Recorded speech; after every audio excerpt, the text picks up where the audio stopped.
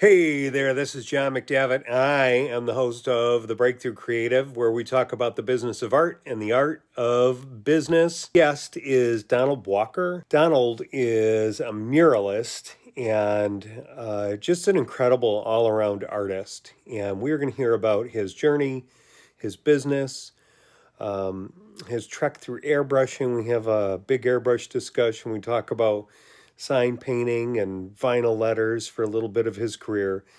And then we go a little bit behind the scenes of his art and his mural business, and we just chat a lot about life and some of the important things that might go unnoticed in everyday life. I really had a blast talking to Don. He's a good man and a good artist, and good is an understatement on both counts. So, without further ado, here is Donald Walker. Okay, my name is Donald Walker, uh, and I'm a professional muralist. I actually get paid to go out and draw on walls. I tell people that I spent a lot of time when I was a kid doing things, getting in trouble for them that now I get paid for. Uh, it's as simple as that. So That's I live awesome. in North Alabama. Come from a very small town. Uh, and I've been one way or another making my money doing art since I graduated high school. So actually, maybe before that. Fantastic. So, how did you get from there to here? Like, how did it all start? And maybe even a little bit before the starting of the business part of it. Like, what Yeah. was your walk into it? Well, like I said, small town. Um, I, when I was in school, I didn't have any art classes or anything like that. Didn't have much exposure to art at all, but I was interested in it. So uh, I actually discovered the airbrush when I was probably 14 or 15 years old, going to the beach, seeing the guys do what they did down there. And that was my introduction to the art culture. Uh, I actually spent a day. It was kind of a crazy story. My brother, who's maybe a little over a year younger than me, he got hurt when we were down there one year. They had to take him to the emergency room.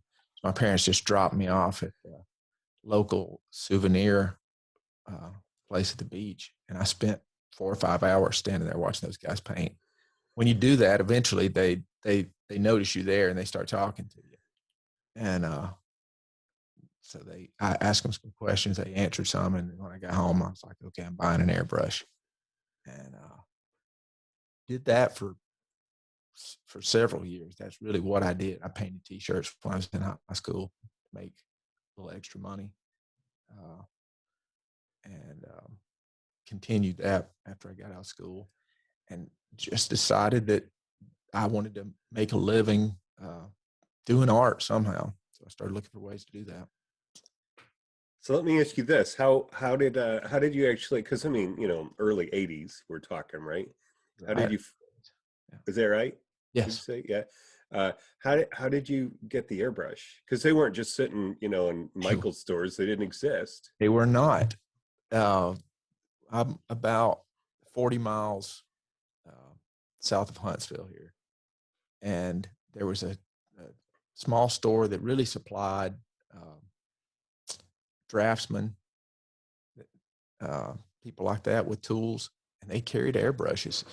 Just and I really don't remember at the time how I found out that they had them there, but no internet, no art stores, like you said. They had airbrushes, um, and I bought one and had no idea how the thing worked. Uh, What I think brand I was assumed it? What model and Apache. brand? It was Apache Yeah, VL. yeah, yeah. Yeah, And it's the workhorse that I still use. I yeah. have other airbrushes, but that is the airbrush when I pick one up that I always go back to. Uh, and it was I think I was like most people are. They thought that an airbrush was a Polaroid camera that you push that button on the top and the picture comes out. So I learned pretty quick that wasn't the case. But that's really all I did for several years is airbrush. And I think we have a connection there, right? Yeah, we do. We do. My dad got me an airbrush in 8th grade. He bought it for, I think, my 8th grade graduation or Christmas or something like that. And I immediately gummed it up. It was worthless. And it was about 3 years later, I started using it again on a mural so I had a teacher in middle school, an art teacher, and they had murals all over the walls of the school, but the students did them. So Yeah. you'd get a wall to do. And that was the first time I cleaned that airbrush out and used it some. And then again, I didn't touch it again until I was in I graduated senior year, and there was a guy who was airbrushing t-shirts at a local mall, but he wouldn't talk. He kept the boundaries up around his magic, and so then I just started in the garage that summer and just worked until I could do something. Yeah, paint on everything. Yeah, bed sheets. I remember I had a 4x8 sheet of plywood that I would just go into the house and take bed sheets. I'd kind of run them by my mom, and she'd go, "Okay, yeah, you can use that one. You can try that one." And learning it gets pretty humid down in Alabama, doesn't it? It gets very humid. Yeah, And it gets humid in Chicago in the summer too. And so there was a lot of humidity in the line. Every now and then I'd be getting right to the finish, and then you get that surprise. Yeah, and it would ruin that final line. I remember one of my first learning experiences that didn't go so well is, when I realized that if there's not air going into that bottle, it creates a vacuum. And pull that bottle off and paint comes out with a vengeance. Old Gusher. Yep. Yeah. And years later, I actually taught some airbrush classes, and I knew, because of my own experience, the very first thing you got to learn is how this thing works. Art put it back together, and it would have been good if somebody had told me that at the start. But sometimes learning the hard way is not so bad. So, yeah, you remember at home. Yeah. So you're airbrushing t-shirts, and you're doing it through high school. So I mean, they were obviously good enough for people to buy them. Yeah, well, the bar was relatively low. I mean, you did a lot of, the cheerleaders would get shirts done, which was a good thing when you're in high school. You have that opportunity. The band would get something, and then, I can remember doing some things, and the first time somebody said, "Now that actually looks really good," and I'm thinking, okay, well, I've done quite a few before this one, so. Were you aware of the quality? Like, were you aware of how you were improving? And yes, yes, definitely. And so much of that with airbrush is just getting that, the tactile part of it down. Just figuring out how to make the thing work. Making your lines without making contact, I guess, was a big thing that you had to kind of overcome. Yeah, it's a strange instrument for sure. It is. It's one of those that makes some things really easy, but there's some challenges there. Yeah, because you're on an XYZ axis. That's right. Right? You got this, and then you got the Z, and they're all moving along with you, controlling the flow. That finger going back and forth the whole time. Yeah. Yeah. How in the world were we not the originators of carpal tunnel syndrome? I'm on my way, I think. Yeah, that's right. Well, and you'd mentioned airbrushing t-shirts, but I mean, when you're in a small market, you airbrush everything. I mean, t-shirts and car tags and jeans, and then started with painting, doing work on automobiles and that sort of thing, and then actual murals on walls too. So, I mean, airbrushing anything if it wasn't moving, and maybe a couple of things that were trying to move. So, You and I do have a really similar start. That's funny. yeah, Just because, yeah, people bring leather jackets in, they bring wheel tires or tire covers, they bring uh like you said, jean jackets, anything, any, anything at all. I bought the car tags, and up in Illinois, we've got a front and a back. You have to have the two license plates, and people were still buying them. People were still buying them. They were putting them on their cars, and they were getting tickets, but they didn't care. They'd do it anyway. So, yeah. well, what's the craziest thing you ever airbrushed that you can mention? um. Oh, I'm at a loss. Let me think. Well, you tell me yours. Let me think Yeah, about it. mine was really crazy. The craziest thing I ever airbrushed was a coffin. Really? Yes, yes. Inside or out? Outside, and it's one of those things. It sounds funny. It was really uncomfortable at the time, because this was not something somebody was giving. This was an actual coffin that was going to be used. So it was Yeah. a strange situation. But What did they want on it? well, it was actually for a child, so they had Oh, dinosaurs and stuff painted on the outside. okay. Very, very tough situation, but one of those things you think I'm always going to remember this. Yeah. It's going to be hard to top. So Yeah. And I mean, there's nothing sadder than losing a child, right? yeah, it's Uh, heartbreaking. and then to be able to, bless those people by painting something beautiful on something that's Right. so sad. That's cool. Yeah. Yeah. It really caught me off guard. But I thought this has to be right. It has to be, it's important to them. Yeah.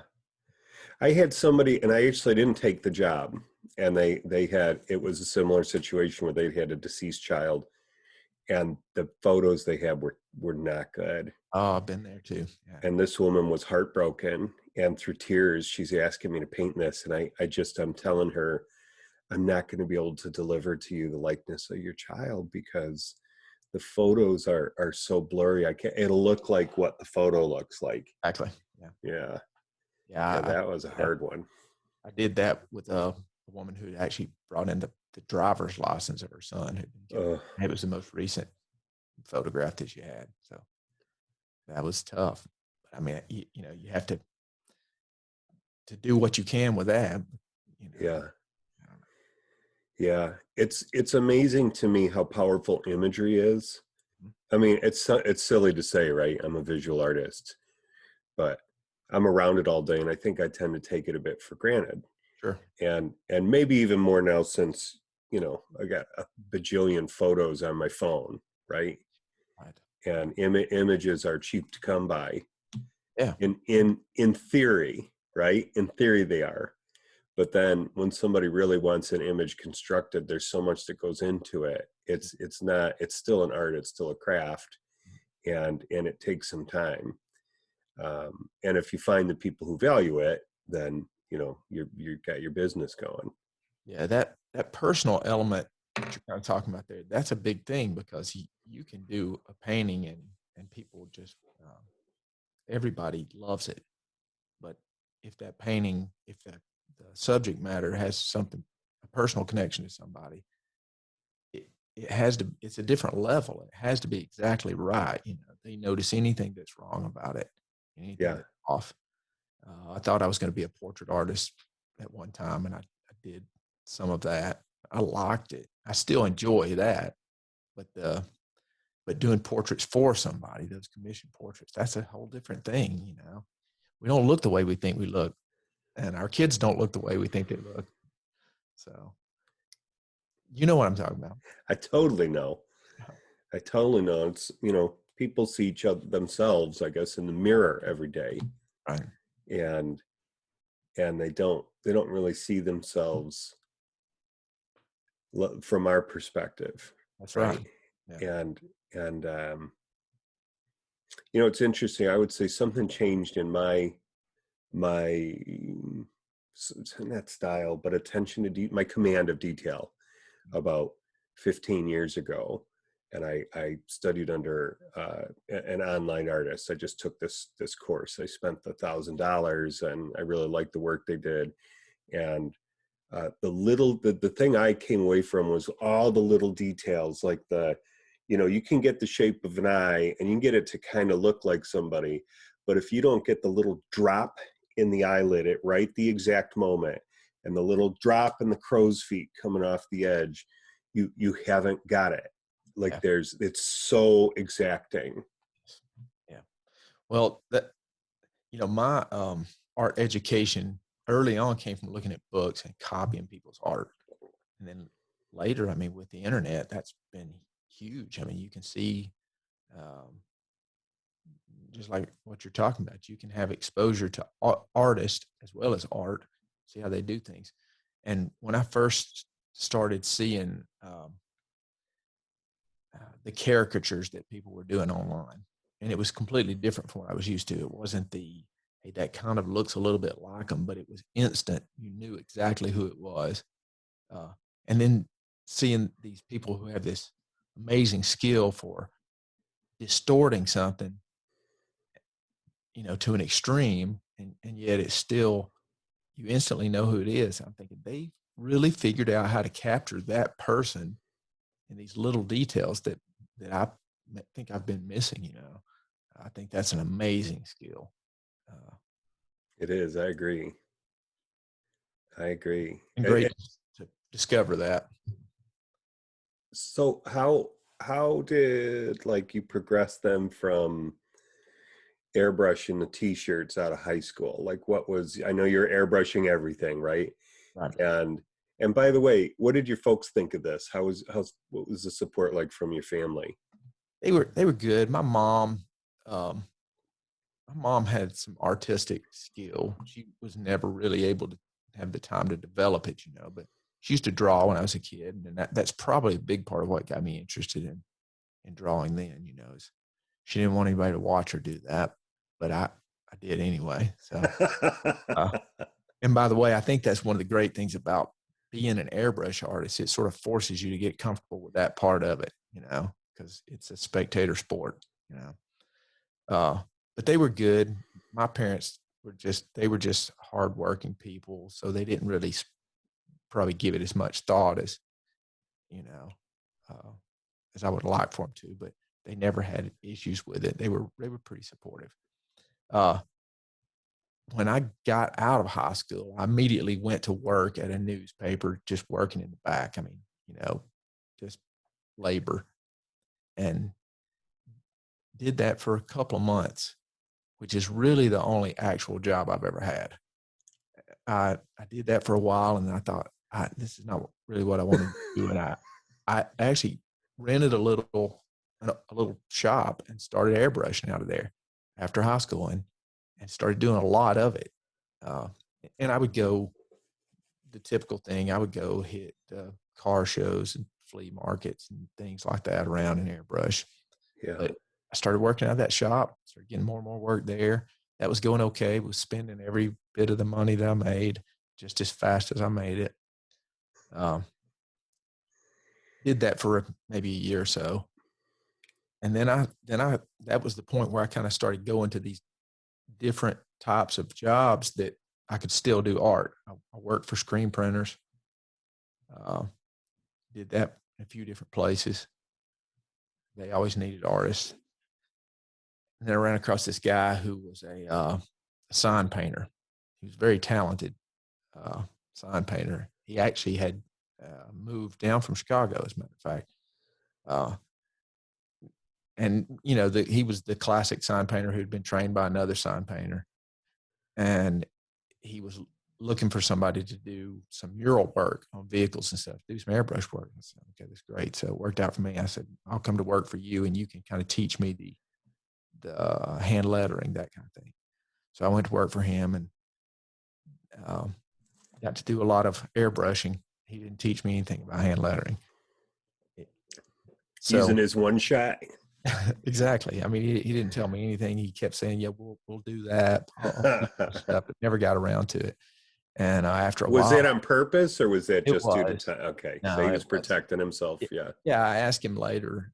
At one point, I was like, you're not showing me anything. He said, well, if I teach you how to hand letter, you're just going to go start your own sign business and be my competitor, which was never my plan.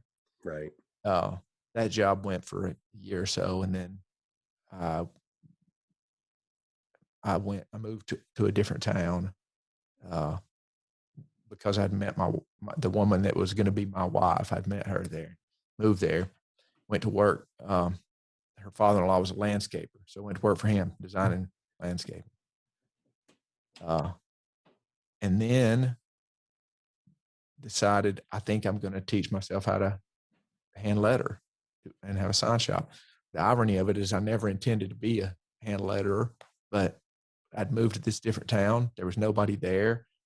People had asked me about doing signs, so I started doing that. Taught myself how to paint with a brush. That was the point where I learned how to paint, not just hand lettering, but to paint with a brush, because I'd always just done an airbrush up to that point. And I think I caught it at just the right time, because there was about maybe 5 or 6 years there where hand lettered signs were still something people were looking for. Before vinyl came in. Yes. Yeah. And I owned a sign business for 21 years, from that point on.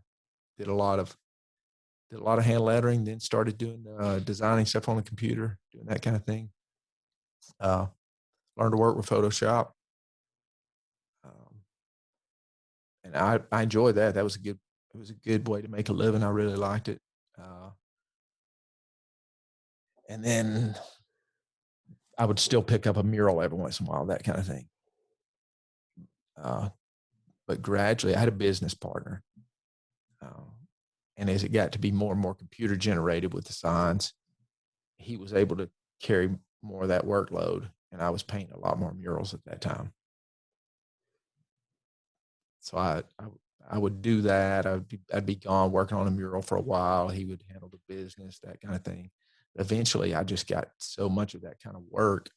I said, okay, well, I'm gonna move on, and we ended up selling the sign business. And I've been painting murals full time ever since then. So how long ago was that now that you've been I'm doing gonna full-time murals? say 15 years Okay. doing that, maybe. Yeah. I'm guessing. You know what happens? We get to this point we can't keep up with time anymore. So. Yeah, time. I was just telling a young artist who's the daughter of a friend of mine the other day that I just read this the other day, and I it's nothing earth-shattering when you're our age, but the days are long and the years are short. That's it. That's exactly Yeah. right. Days are long and the years are short. So. And let me tell you the advice I gave her, because she was asking for advice. Like, she wanted to start her own online design service, and she's in the middle of college and she's good, you know. But I suggested to her, do that, go ahead and do that. But as soon as you can, get in somewhere, get in at a shop, get in at a vinyl sign shop, get in at a graphic design, get in somewhere to cut your teeth with people. Yeah. Go learn from some people and make some connections. What do you think of that? I think that's great advice. You need criticism, positive and negative criticism, that's real. It's not somebody who's, I'm going to give you criticism because this is my job, or you're asking for it, or whatever. But when you're actually producing work, people are they'll tell you the truth about things. I like this or I don't. And that's very important. And I think everybody should have to work with the public, everybody. Sometimes artists, especially like you're talking about graphic artists, they can be in a room somewhere all by themselves and not really be exposed to people. You're missing a lot there. Yeah. You're missing a lot of education that you get from just that experience of working with people. Yeah. That's my experience. I think that was the stuff that kind of made the difference early on for me, because I was my mom's favorite artist. Aren't we all our mom's favorite artists? And that's a dangerous place to stay. It is. Because mom's never going to say, You know what? You need to work on your form here. Your forearms are all too long, or she's just not going to do that because she won't see it and she doesn't want to hurt your feelings. You kind of need to get to a place where there's somebody who cares enough about you to hurt your feelings. Yeah. I meet those kind of artists all the time. I guess you probably do too. Yeah. I'm in the public a lot. So uh, my son used to go out with me and work on jobs when he was in his teens and stuff. Uh, and I told him, I said, we're going to have people come up to us and they're either going to tell us that they're an artist or their son's an artist or their nephew's an artist or whatever. And then at some point, we're going to have to see their work. And we want to be kind, you know? So you think of the right thing to say, which sometimes is, wow, that looks like you put a lot of time in it, you know, or you really used a lot of colors, you know, something without just telling, but you know, in those cases, it's that somebody has told them that they're great. Yeah. And that's not always a good thing. You know, people need to be encouraged and built up, but they also need a dose of reality every now and then, maybe more than every now and then. Man, and we live in such a weird time, right? Where reality is, it just doesn't, it's not the standard anymore Right. in a lot of ways. And, you know, for me, so much of the work I've done visually, it's got a standard.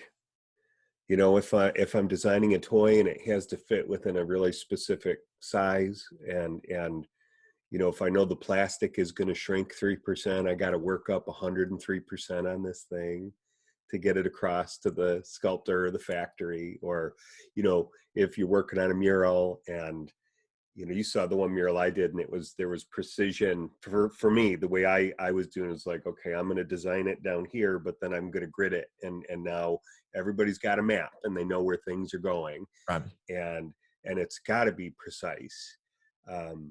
And that needs some reality to go with it, and standards. And what do you think it is that cause people to miss that, to just totally, like, it's something that people can miss, and I think it can be dangerous to miss that.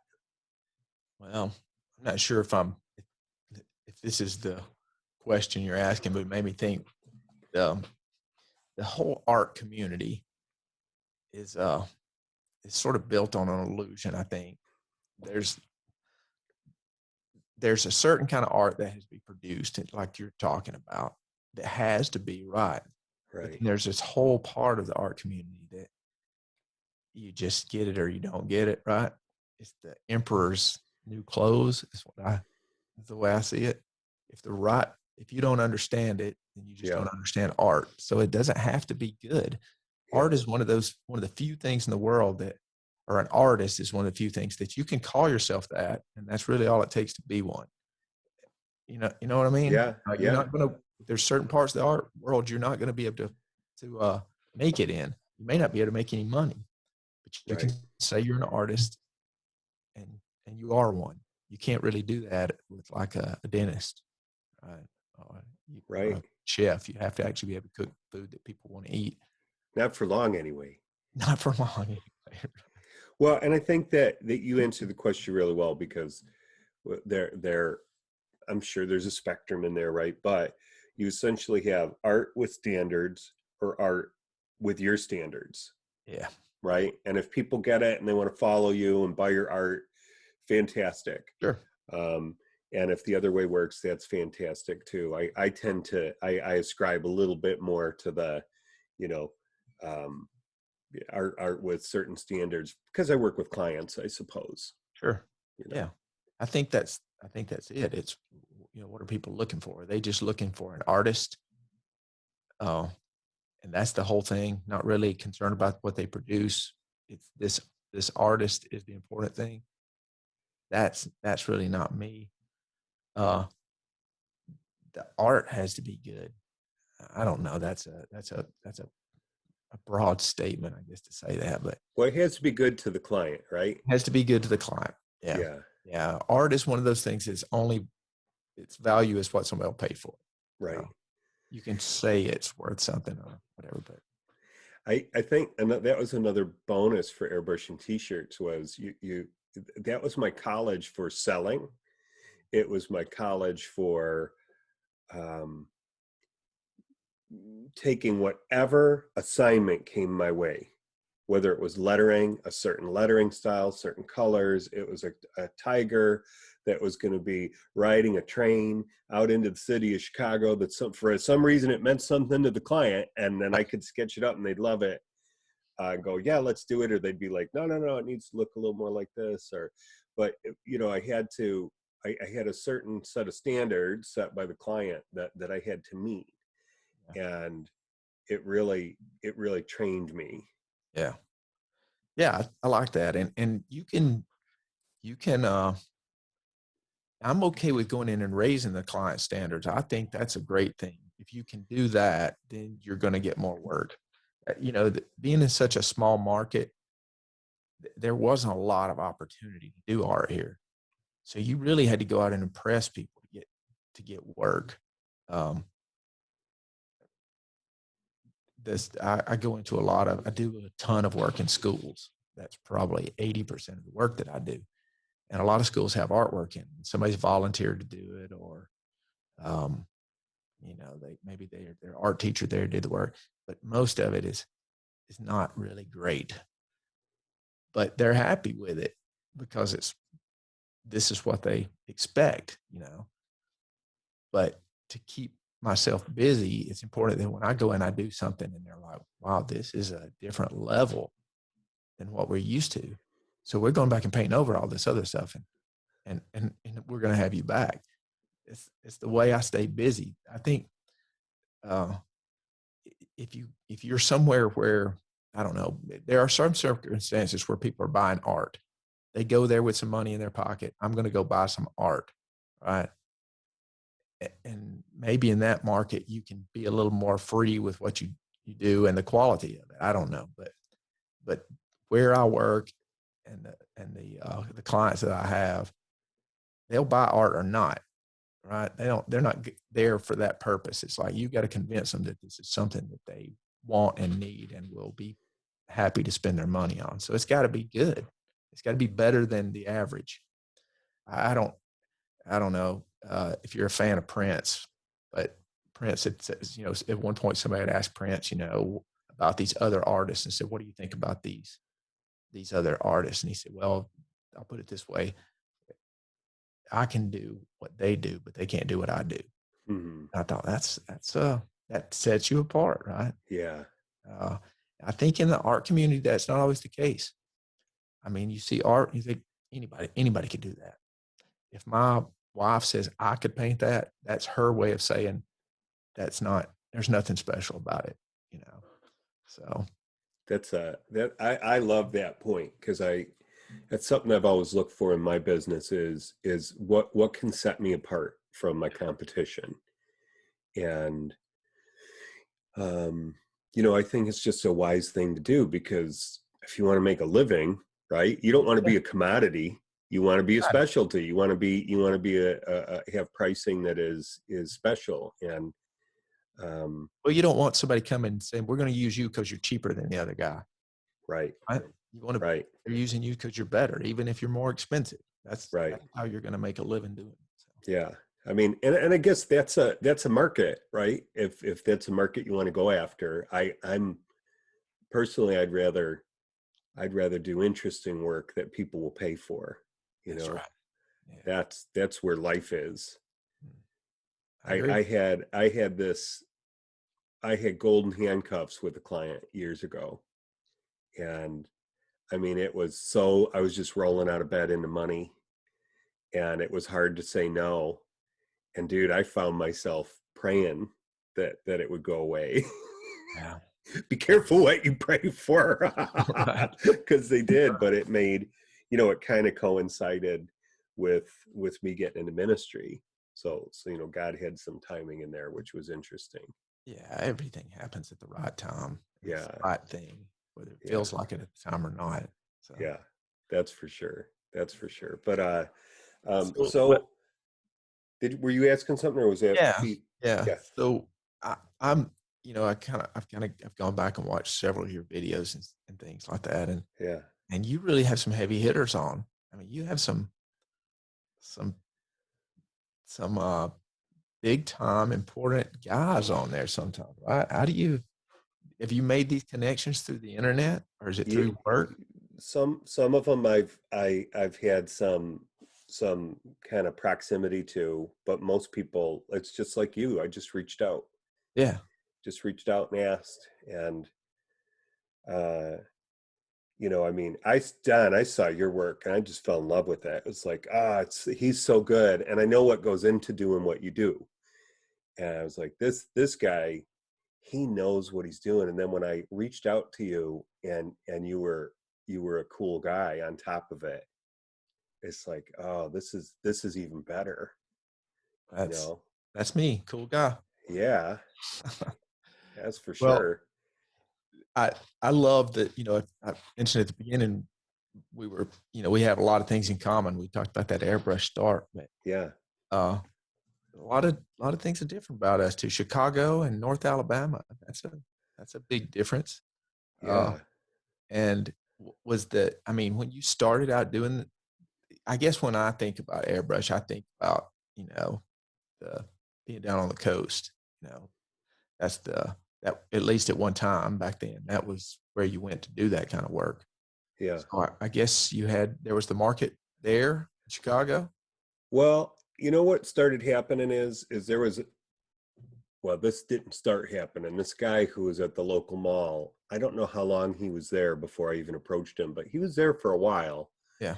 And you'd see him, you'd hear it coming around the corner, right? Right. Tss, tss, tss, Right. tss. And it was right next to the video arcade, and that's a place I populated and lost many quarters Yeah. and Invested. and invested. Thank you very much.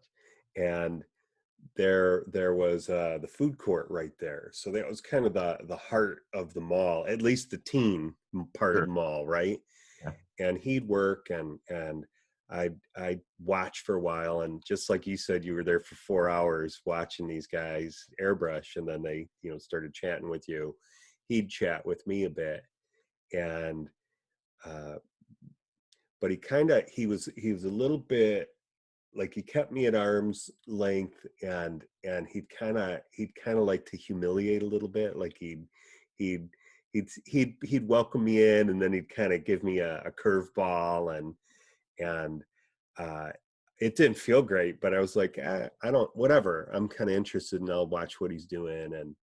And and then another mall not too far away, there was this was Ford City Mall. Ford City Mall is this huge mall in Chicago. And do you remember the Tucker cars Oh from yeah. years ago? Yeah. That's where they were manufactured way back when. Oh, Like, they came out of there somehow, and now it's this mall. And there was this area called Peacock Alley, and it was kind of, you go downstairs, and there'd be like a tinderbox store down there. Remember that pipe store? There was this pipe store, and anyway, there was a place that came around the corner, and they were airbrushing T-shirts, and it was called Radicals of Myrtle Beach, and they were from Florence, South Carolina, which is an hour and a half or two away from Myrtle Beach. I've been there. Okay, so I go in, and they're airbrushing, and you know they're from the South, and I'm just sitting and watching for a while, and then they started talking to me, and I was airbrushing a little bit at that point. And then the one guy invited me to come in and spray a little bit, and he showed me a few things. And what I didn't know is they didn't want to be there. They were up from South Carolina, and they hated it up here. They wanted to get home. So I was kind of this hope for them, Yeah. that Yeah. maybe I could take it over. And 3 months later, I'm in a car driving down to South Carolina to work at their shop for a week. Oh, that's And great. I was 18, and I thought I was all that, driving across country. Right. And then when I came back, um, things started to kind of fold in on itself, because I don't know if the owner was making the money he wanted to make. I have no idea, but he had promised me benefits, and he didn't come through with them. So I was faced with kind of my first, fork in the road. Do I just say okay, and we won't work it out, it's just what it is, or do I tell them, hey, you gotta hold to your standard? And so I told him, you gotta pay me more or you gotta give me benefits. Yeah. And he said no. And so I quit. Right. Like, okay, I know who I'm dealing with. I've always kind of been that way. I'm not afraid to walk away from something. I don't know if it's Yeah. always the smartest thing or not, but you know, you gotta do what you gotta Once you do. put it out there, it's the only thing to do. Yeah. Right, Yeah. right. Because then people know if you're bluffing or not. Exactly. And again, we talk about standards, right? Mhm. So it was after that I said, okay, forget this. I'm not working for anybody.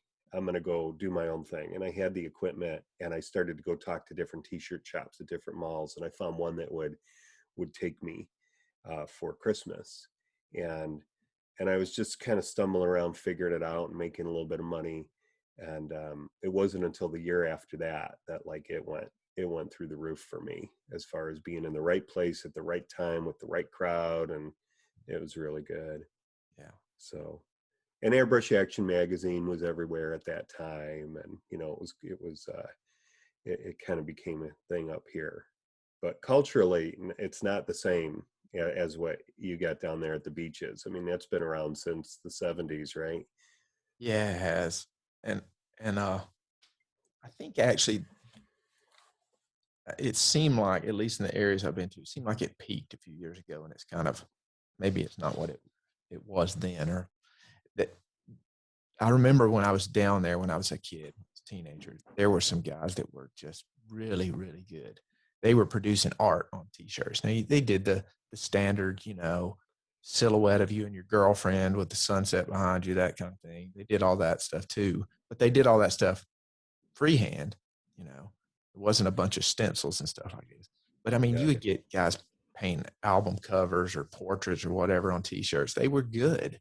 yeah, Um, and the last few times I've been down that way, I just kind of pop into these same places to see what's there. And mostly what you see is they're just trying to get stuff out really fast. Um, Maybe when the customer standard drops, then the standard of the art produced goes down too. So, but I do remember seeing just some amazing things back then. You're talking about the Airbrush Action magazine. You'd see those were milestones. You'd see something that somebody had painted on a car and think, I didn't realize that was possible. And you decide, now I got to go try to do that. yeah. Uh, my entire art education has been those kind of things, you know, seeing something in a book or in a magazine, or then later online, and saying, okay, I'm gonna try that and see if I can accomplish that. How did you push through and train your eye? Like how did because we all start at a level, right? And then we're trying to get to plateaus.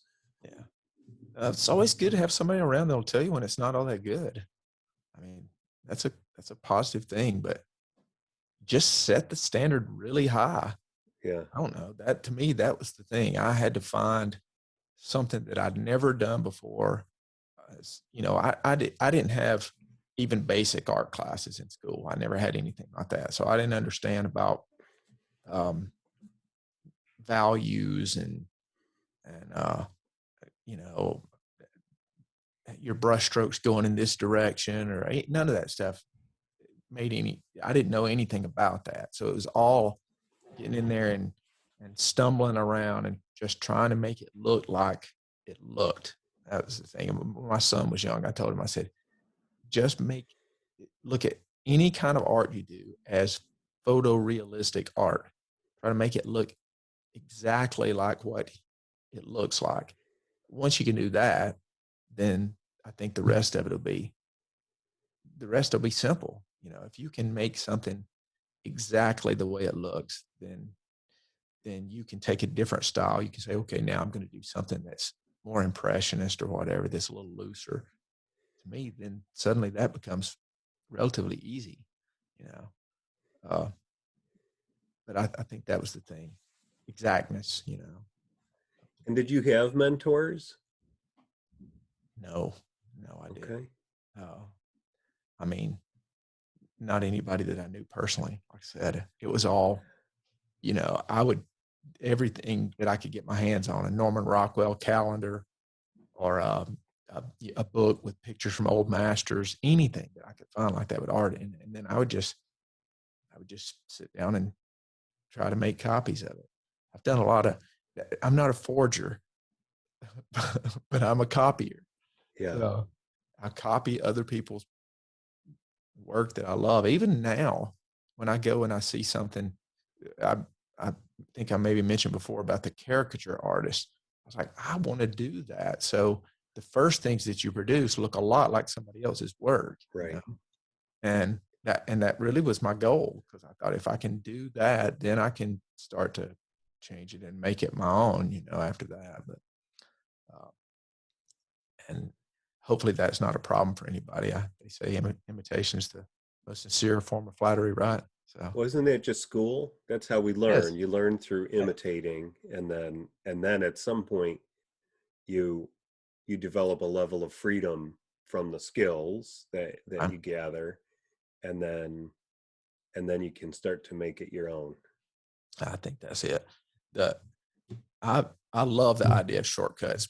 I didn't have the opportunity for somebody to teach me some of these things, but I would have loved it if I did. I'd be a little further along at this point, maybe. Yeah. But you know, you find a way. If you really want to do it, you find a way.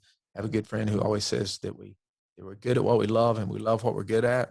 Yeah. So I think God gives you a certain amount of something and a certain amount of interest in that something, and because of that interest, you develop it, and then He gives you a little bit more. So Yeah. Yeah, I agree with that. I agree with that because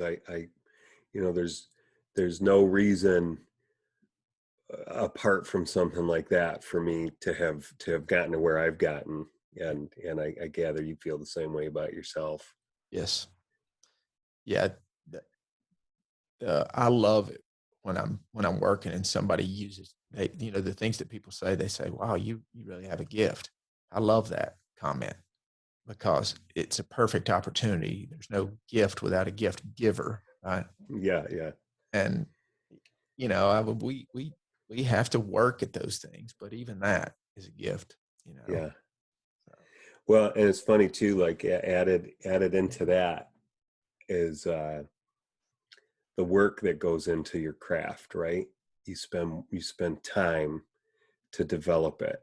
Because I mean, the word talent is just so married to any kind of creative right. output from people. You're so talented. You're so talented, and I agree that there's a level of talent. I think the way I've come to define it is talent is like the kind of the magic pixie dust that gets poured onto somebody early on. It's just like an advantage that you may have, but if you don't develop it, Yeah. then Advantage is a great way to look at it. I yeah, mean, I think I could probably take piano lessons and learn how to play the piano, but I would never be a good piano player. You know, I could, I could, I could practice if I practiced enough and put the time into it. My parents could come see my piano recital and they would be proud of me, but I would never be excellent. yeah, Right. And so that's that level of talent. I have a lot of friends who are musicians and I see them do things that are just unbelievable to me, but they say the same thing, they love it. So they work at it. yeah. And the more they work at it, the better they get, and the more they love it. That's interesting. You talk about musicians because I've got a bunch of friends who are musicians as well. And the guy I pastor with, he's a musician, and he was a heavy metal guitar guy, and he was playing out in the Strip in L.A. with his band. They were waiting for the next contract, and um, he he was done with it, and he came home, and we'll talk from time to time because I'm always so well. He's one of my best friends. We talk a lot, but we'll talk from time to time about art, about my art and his art, Right. and I'm always interested where those two things kind of cross over because they do. They do. And, one of his special gifts is that he's got perfect pitch. So he can hear like where it is. He can't read music. He knows chords and all, but he's got perfect pitch. I think I And know that then guy. and then I got a friend just like that. he'll he'll say, that tone is a little too red. And I heard him one day talking like that, and I asked him, what are you talking about? And he said, I see colors with notes. And it blew my mind. I was like, wow, how did you develop that? He said, I don't know, it's always been there. Yeah. And it's just a really cool thing. It is cool. That is really cool. Our senses cross over so much. Even, people, you have hot colors and cool colors. Yeah. And maybe that's the same sort of thing. That's great Yeah. that you're talking about your friend like that, though, because when you're talking about it, I'm thinking, wow, do we know the same people? One of my friends is just an amazing musician, and he's very reclusive. So he's one of those guys that we knew was never going to have any commercial success with his music or anything like that. He's a guitar teacher. He's happy with that. He likes it. But I can remember one day I was kind of putting together something for the kids, and I was in my sign shop, and I had all these wrenches laying out on the table, and I'm trying to figure out a way that I can lay these wrenches out so I can sort of tap on them like a xylophone, and I'm getting nowhere with it, And he comes in, and I told him what I was trying to do, and he starts picking them up and taps on it and lays it down, and taps on this one and lays it 3 spaces away from it, just like it's nothing. That was magical, that somebody could do that, because it's so foreign to me. I don't know. We do the artists, different kinds of artists. We do tend to gravitate toward each other, I think. So. Yeah. Well, I love artists because, first off, I just love creative people. Yeah. Second off, I know I'm going to benefit from hanging out with them. Yeah. I'm going to learn something I didn't know before, or there's going to be just something really interesting that pops up. Right. And they make life richer for me. It's really cool. I'm sure you experience the same. Yeah. Certainly. Yeah.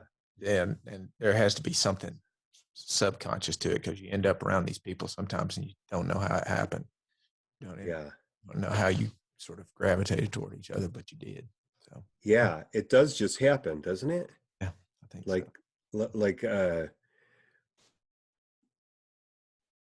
I still can't believe the people that I've got in my life just from being an artist. Mm-hmm. And yeah, I can't even I can't find the thread apart from just how you're made. God kind of you just kind of bump into each other and then see what happens there. It's pretty cool. Yeah. And what I do now with the murals, that's one of those things where I'm out in the public all the time, and man, I love meeting all these. I've never been very good at the social thing, not really good socially, which I think is maybe the case with a lot of artists, because we're a little bit weird. But I do love meeting people. I love getting an opportunity to meet and talk to people that I've never talked to before, and sort of try to steer the conversation toward things that are important. Yeah. And it's a great opportunity to do that. Being out there, painting on the wall. People walk right up to you fearlessly. So. Yeah, they do. Yeah. I had one I was working on. I just found the photo the other day. That the one that you watched the episode of at the library. Yeah. And I'm a lefty. Are you a lefty or righty? Right. You're right. I'm a lefty. So I'm trying to work on the wall, and I'm in a little corner on the floor, right in the corner, and it's awkward. And so I'm sitting with my back perpendicular to the wall, and I'm now working like this. And there's an au pair walking by with these 4 kids, and they just go down to like 2 years old, I think. And they had a little separation like you'd see at the movie theaters, right? The little lanes you go down, and so there's the little felt kind of ribbony separator on Yeah. the stanchion, and this little girl walks under it toward me, and she's got her pacifier in, and I looked over and I said, "Oh, hi, and I didn't have any paint open. I'm just drawing at this point, and then she comes a little closer, and now the au pair is left, and I'm like, I'm kind of looking around, like, and I look down for a second. When I look up, she's here. And then I said hello, and she turned around. She sat right in my lap. Oh my goodness. And Oh. so it was adorable, right? And then there's another part of me going, "Hey, I did not grab this kid. I'm just sitting here working." And then the au pair came back, and I said, "Wow, she's really friendly." And the au pair said, "Not really. She's not really that trusting." And I said, "Wow, she just came right under and sat down." And then I said, "Could you take my phone? Would you take a photo? Is that cool?" She said, "Yes." So she took a photo of me with her, and it was just one of those. I mean, that was a precious moment. That was pretty cool. Artists and Santa Claus, they just don't have any fear. So let me ask you this. We're going to bounce back to this airbrush thing every now and then. I can remember many times the audience just keeps getting closer and closer when you're airbrushing. Yeah. Right. Until they're right here. Right. So I had this thing I used to do all the time. Of course, anybody that hasn't used a double action airbrush, explain, you push the button and it's just air. You pull it back and you get paint. So you're painting along and the paint's coming out and they see how it works and they get real close and then you give them a shot to the face. Just air. But in their mind, they just got painted. Yeah. Yes. So, I got to tell you, I would do that. So I've had it where there's nothing separating the public from me, and then I've had it where I'm kind of in a kiosk. Mm-hmm. Yeah. And so people will be walking by, and to get their attention, I might just spray out into the crowd, just air. Yeah. Oh, and oh, did you get paint on me? No, I didn't get any paint on you. You're good. Oh, and you might get a sale out of it because now you've created a moment with somebody. Yeah, I've moved on since I don't really do as much airbrush now, especially when I'm in schools. I'm working with a brush, but it's mostly small kids. Yeah. They're incredibly curious and they get real close all the time. So when they're going by the line and the teacher's trying to keep them, quiet and in order, I'm not helping with that. So you got your paintbrush with, red paint on the end of your brush and everything like that. And just as the kid gets almost past you, you just take the other end of that brush and go right. They don't want to say anything, but they're walking along, looking at their, So I like to have a little fun in those circumstances with those kids. Mess with them. I mess with teachers even more, but that takes a little more work. So. That's so cool. So I had this face on a mural, and it was this again, it was in the last mural I was telling you about that you're familiar with. It was the ballerina, right? And she's playing a violin, and I just roughed the face in, and honestly, I didn't know what she was going to look like at the end. I'm like, and she didn't look great. Like she looked kind of frightening, and that would be one of the things people would ask me when they came by. They'd ask, "Is her face done?" And I'd say in response, I'd ask a question, "Do you like her?" And then they stumble over their words. And I got to a point where I really enjoyed the tension that kind of not finished face created. And I just left her almost till the end. That's fantastic. When I'm working with the clients that I've worked with a lot, especially in the schools with the principals and stuff like that, I get to know the things that make them a little nervous, and so I always do those things. Some crazy thing with the background color, or I was painting this tree, this sort of had a lot of movement to it, and so the first thing I do is go and I paint this dark, creepy looking tree. In an elementary school, the kids aren't there yet, so it's going to have color, and the color is going to be real bright. But I start out just making it just as scary looking as possible. And I've worked with this particular woman a lot, but she still comes in and says, "Do we like that color?"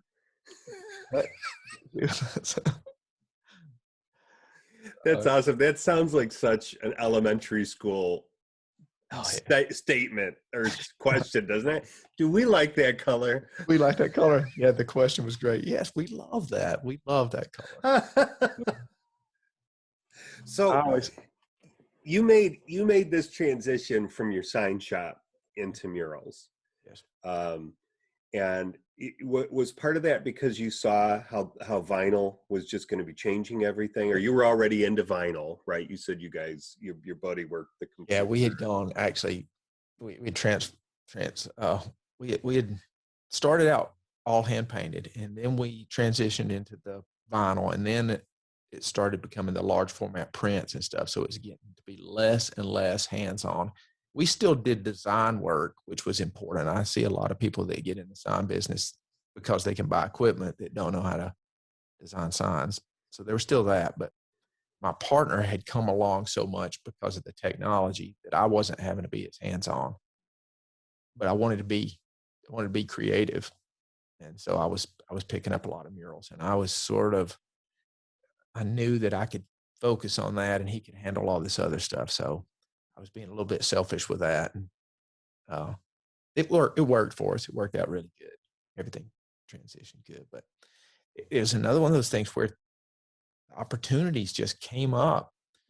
I know a lot of what you're about is how you handle your business, and I think that is a fantastic thing. I think uh, I've struggled with that part of it for years, but I've been blessed with some great opportunities. I'm thinking I can't believe that this happened, and I wasn't really trying very hard to make it happen.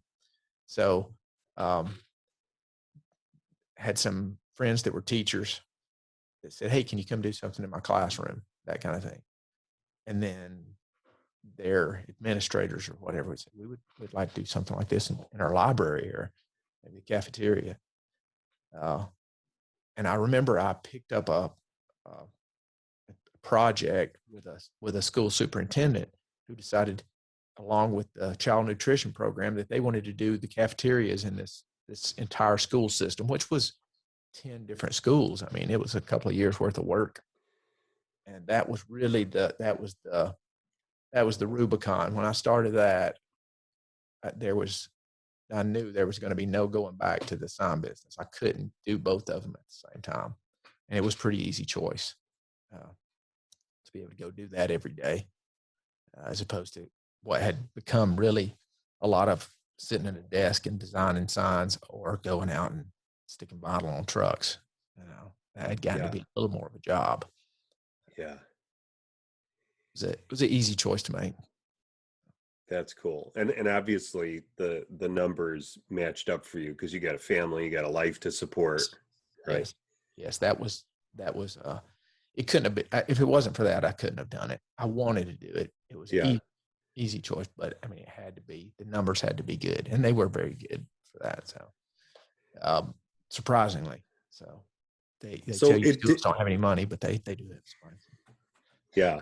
Yeah. The state pours money into things wherever you're at. Yeah, So and if people there's money. want things, they'll find a way to Yeah. pay for it. So, Now, I always picture when you make a transition from one business to another, probably you could say it about anything in your life, that you're transitioning from something to something newer.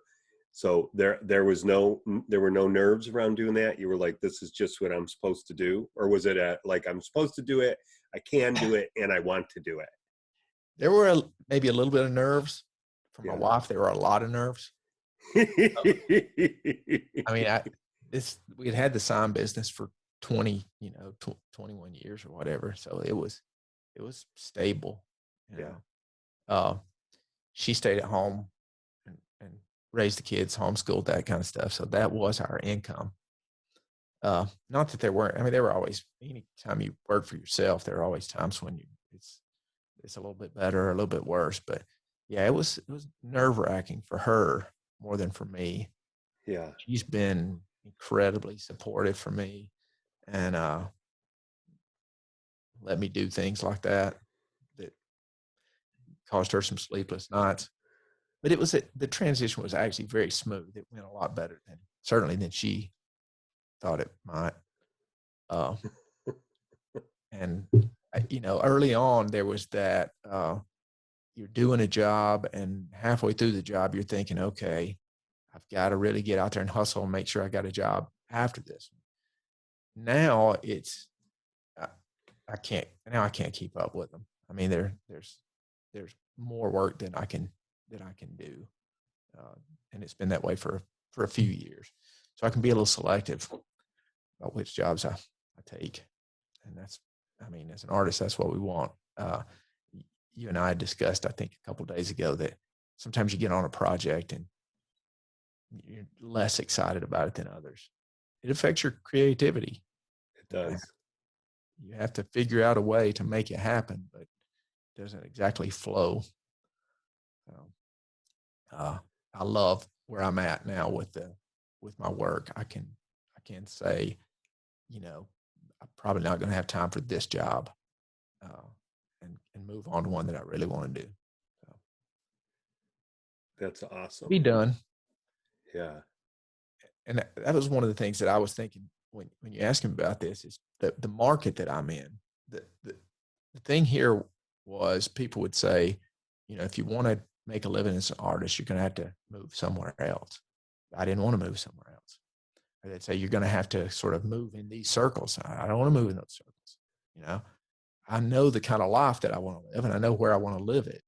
So I'm going to work to try to make sure I can make a living doing what I want to do, and not give any of that up. And you can. You just have to, you have to make the effort. Yeah. Decide you want to do it and work at it. So,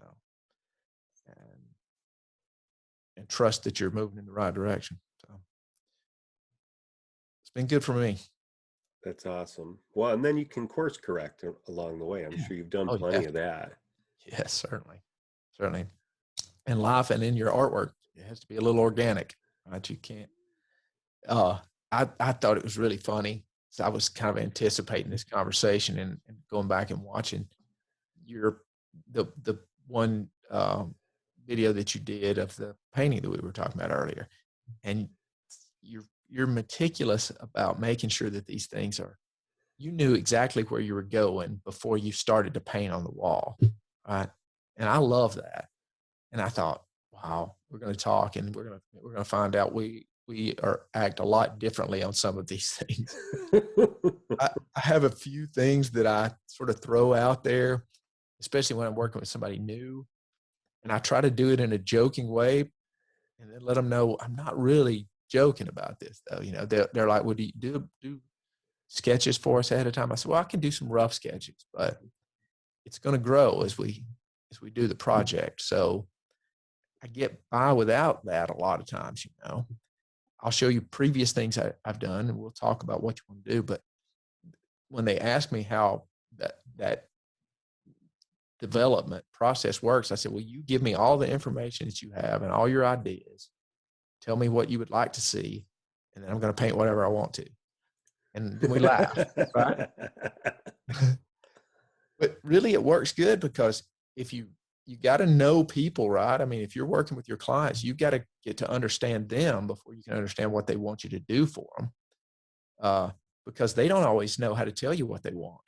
Right. They may not even know what they want exactly.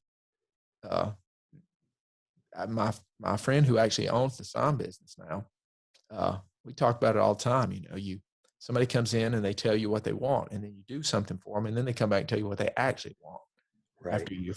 After you've made an attempt at it, and they say, well, that's not really what I want. So when I go out and talk to people, I get more information than I could possibly use, and start to work backward from there. And in that process, you get a good idea of what you think this person's actually looking for. And if you're good at that, sometimes you know what they want before they do.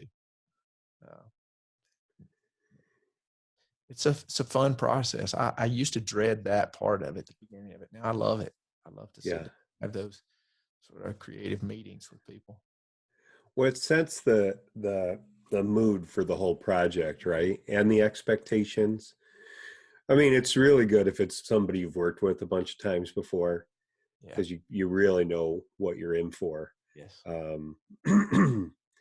I find, like, the other thing that I'll encounter with clients is they'll ask me for something, but it's not what they need.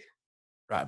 Right. And then I'll kind of gauge the person, and then I'll usually ask, hey, so I don't know that this is what you need. Can I tell you what I think you need? And usually they say yes, and then Yeah. and they'll either be like, yeah, perfect, or well, no, because there's this other element they hadn't brought up yet, and that Yeah. helps to clarify. But You're not doing them justice if you don't do that. right. Again, I would see this in the sign business sometimes with people. They would somebody would come in and they say, "This is my logo. You know, either I did this logo myself or I had somebody do this logo, and I want this on a sign." And I'd seen situations where people had signs done and they took their logo in and they said, "This is what we want," and the company would make it. They would get it and they're like, "Well, that just doesn't really work." And of course, the company would say, "Well, that's what you asked for." Right? But that's not always good. You look at it and you say, okay, the stroke of these letters is so small, it's not going to show up on a large interior lit sign. It's just going to disappear. Well, they may not want to hear that at first, but if you don't tell them that and they spend thousands of dollars on a sign and they can't read their logo on there, it is your fault. You know, Yeah. if you do tell them and they insist on it, then that's different. But you should know your job well enough to tell them that what they're asking for is not, like I said, it's not really what they want or what they need.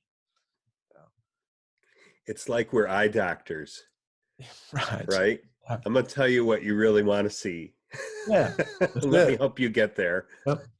Yeah, and there's some diplomacy there. You've got to say that Yeah. in the right way. You can't be condescending to people with that. Right. But explaining to them, you know, why what they're looking for is not going to work, and then giving them a better option. You know, if somebody comes to you, if you're painting portraits and somebody, and this happens, I know it's happened to me several times. It probably happens to everybody that does that. They say, "Here's my reference photo for myself, and here's my reference photo for my wife." And you know, one picture they're dressed, you know, one person's dressed casually, the other person's dressed up. One of them they're outside in the natural light. This one's, you know, sitting next to a lamp, whatever, those kind of things. And they don't understand why that doesn't work, but you Right. do instantly. You know instantly why that doesn't work. If you just go in and paint what they bring you, there's going to be something that's going to be forever off about it. You're not going to like it, and they're not going to like it, and they're not going to know why they didn't like it. Right. So, They're just gonna know you're attached to it somehow. yes, And exactly. they were like, yeah, they weren't that good. Yeah. Yeah, yeah, Yeah, that's funny. And in some yep. ways they'd be right then, That's right. Yeah, you know. yeah. Yeah. You've got to make that clear to them because you know you're the expert. So what is your mural process? Like when you get you get the call, do they know the walls they want to do? Do they have ideas? Or how do you walk them through that? I think it's the full spectrum. Sometimes people just want a mural. It's as simple as that. They don't know anything. They don't know what they want or where they want it or anything. But more often than not, they have an area that they want done and a basic concept. Schools in particular, they'll have you come in and they say, "We want to do this area of the school, and here's our theme." And that's where you go from there. And then if you're excited about it, you'll get them excited about what you want to do really quickly. I find now I just did. There's a town that's close to where I live, and they have done 4 public murals over the last 2 years, or I've painted 4 public murals for the last 2 years. It's been a great project for me. And at the beginning of that, they had one mural in mind, and it was a welcome to Boaz, welcome to the area mural, you know, that you see sometimes. So we sat down and talked, and they told me a little bit about things that were important to the town, and we incorporate those things in and work that out. Since then, they've done 3 other murals, and they start out with a concept, and there's a guy that's there who knows everything about that town. I mean, it's amazing. This So guy. he's the historian, Well, yeah. I mean, he kind of? works for the city, and he's not. Yeah. He's there. He's an amateur historian, but Okay. he really does. He knows everything. If you ask him a question, get comfortable. A lot to tell you. great guy. He's become a good friend of mine, but he just, and I guess part of it is my fault. At the beginning of our relationship, I told him, I said, give me more than I can use. He always does.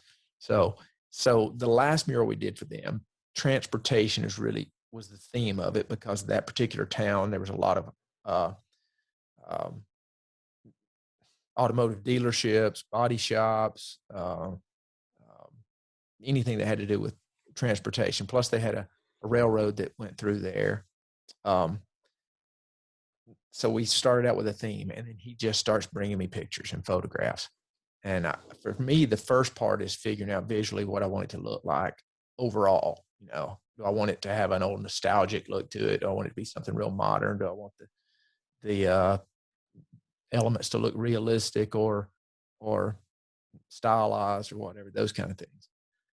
But I never, at least if I've worked with somebody at least one time before, I never do any kind of detailed drawings like you'd done before. I go in there and it starts to grow. I do this loose drawing and start painting. I have some people that I've worked for before. They usually don't say anything at first, but after I work for them for a while, they'll say, you do things a little bit different. You'll go in and you'll start laying it out, and then you go to one part of the mural and you completely finish that part of the mural, and then you go on to something else. And I realized I do that because it keeps people interested when people are coming by. You can have that face of that girl that's not quite right. It's a lot of fun, but something on there better look good, right? That's for sure. You don't want somebody pulling the plug because, wait a minute, it's a complete mess.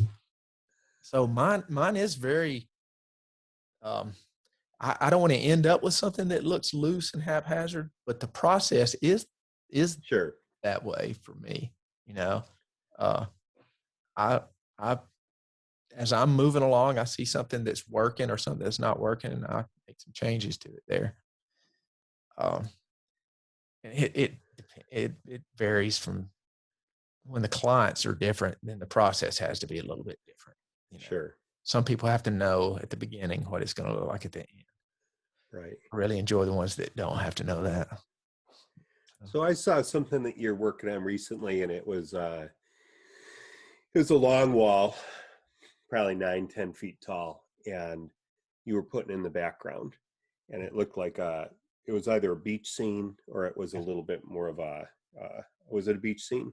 Yeah, it's kind of a beach with a little jungle creeping in there. Yeah. Island. And so did you begin that with a little drawing that's kind of been improved, or was it the concept and you went in and just started laying it out? And it looks like you lay things out with paint. I did. That's part of an overall project. It's a school. It's all pirate themed. So I'm making this cafeteria sort of look like you're on the edge of an island, and it's going to kind of surround you. But when I go in and do those kind of things now, like that particular scene, I just pick up a paintbrush and start painting that. I've done that so much that there's no drawing process there. There's I just start painting in shapes and paint a beach in there. Then I sort of add to it as I go. But my reference things are usually a lot of little pieces that I amalgamate into one thing. That's what kind of happens with that one. You paint, if you kind of paint the same sorts of things, like painting beaches and islands and things like that in the background. Once you've done that, 3,000 or 4,000 times, you don't think about that anymore. You go and lay it in. There's I probably spend more and time, colors, right? Yeah. I probably spend more time in preparation when I get to putting in characters and things like that than I do those backgrounds. Yeah. That backgrounds, I love when I can paint something like that and people go, how did you get that done so fast? I love that. I love that reaction, that way I can spend a little more time on something else and nobody complains that it's taken so long. Do you have timelines that you've got to fit within? I always have timelines. Yeah. I've rarely ever meet those timelines. Because I'm working with schools, they do say, well, we would love to have this done before here. most of the time I'll tell them up front, that's probably just not going to happen. So they're loose timelines. I don't have deadlines. Like if it doesn't happen before then, we're not going to need it. I don't have those. And I work fast. So usually if they give me a date, I'm finished long before that. If I can start by that date, that's more difficult than a finishing date to me. So that's, I imagine, part of your challenge is how projects bump into each other. Yeah, and overlap each other even. Yeah. The project you were talking about just now, I started that, and then I pulled off of that to take care of another smaller job, and then I'll go back to that one. And that's great to have that freedom to do that too. Schools are starting back now, so I'm having to work around those schedules that they have here at the beginning too. So you were still busy during COVID last year? Very busy. You're just in the schools doing your work, and there was nobody really to be around to put your paintbrush in their hair. Right, exactly. Yeah. And I had a lot of public murals then too that were out in the open, where I wasn't around anybody. So yeah, I had a busier year last year than I probably ever had. That's amazing. Yeah, it was good. It was a blessing. So, I was like everybody else at the beginning of it. I thought, it's gonna slow me down, but yeah, it didn't at all. Do you mind sharing what kind of paints you use inside? Most of the paint that I use is exterior house paint. I use a high quality. Can I say I use Ben Moore? I use Ben Moore most of the time. Yeah. And then I'll buy. A lot of times I'll buy tint. I'll buy colorant and add to that paint. But it holds up good. I don't have to put. You don't want to put 2 or 3 coats of paint on a mural. You want one. Right. And it's very durable, color fast. I just like it. It works great for most everything I do. I'll use a few other paints inside. Sometimes I'll pick up just some craft paints or some acrylic paints that I'll use, but most of the time it's just high quality house paint. I use exterior paints even on the interior murals most of the time because they're going to be washed and they're going to have hands on them all the time. So you don't have to put a clear coat over them then? You just use that exterior and you're good? Yes. Now, sometimes I'll put a clear coat over just to even out the finish. Okay. So occasionally I'll do that, but it's not very often. I just use that exterior paint and it holds up good the way it is. And people ask about, the durability of the paint and everything. And it's easy for me to say, well, what does the paint manufacturer say? That's, so we'll rely on their information there. And I've been very fortunate too. I usually, when I go in to do a project, I'll make it their responsibility to make sure the wall's prepped ahead of time, cleaned and painted, primed, whatever, base coated, it needs to be done. Because, if you go in and do a mural and what's underneath it comes off, there's nothing you can do about that. So right. And I imagine it's the same for exterior murals. If it needs tuck pointing or anything like that, they got to do that. Yes. And I tell them, find a professional, find somebody that knows that and get them to do that. And I'll put some art on top of it. Yeah. Boy, that takes a lot of pressure off, doesn't it? Yeah. Yeah. And it's pressure I don't need. So right. I'm not going to, you can go out there and learn how to do a lot of different things. We talked about just the technical part of this, what you're doing right now. It's so much easier if you find somebody who loves that and is good at it, and take the responsibility for that, and then you focus on what you do.